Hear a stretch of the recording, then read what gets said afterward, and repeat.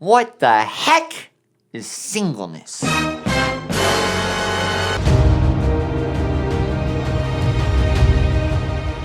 Singleness. It's been called the leprosy of the 21st century. For some, there's nothing worse than being single. But did you know that the Bible actually calls singleness a gift?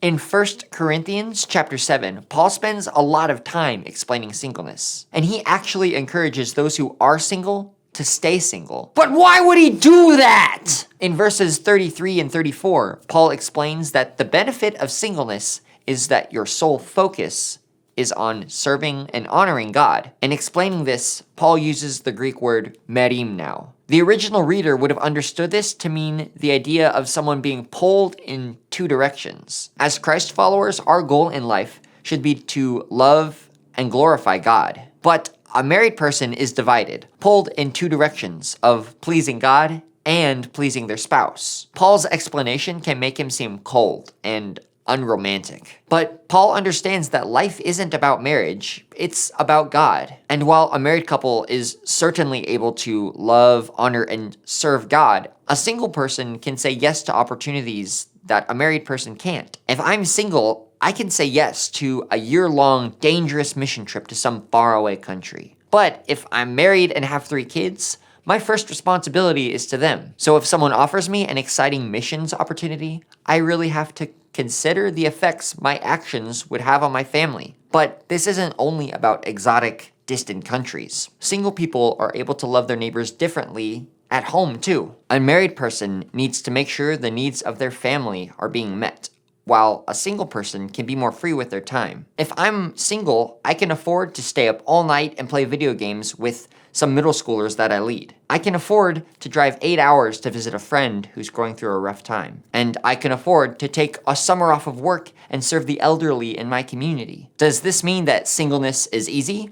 No way. God designed us to need relationship and intimacy, and marriage is the primary way that we receive that. But God designed the church to meet those needs as well. Those who are single should look to the church for relationship and intimacy. And as members of the church, we should be sure to look out for those who are single and invite them into our lives. If you're single, don't fall into the trap of thinking that your life doesn't start until you're married. That is a lie. Your life is happening right now. Paul speaks to this idea in 1 Corinthians 7, 29 through 31. From now on, let those who have wives live as though they had none, and those who mourn as if they were not mourning, and those who rejoice as though they were not rejoicing, and those who buy as though they have no goods, and those who deal with the world as though they had no dealings with it. For the present form of this world is passing away. Now, Paul is not saying don't mourn or rejoice or even get married. What he is saying is whatever you do in life,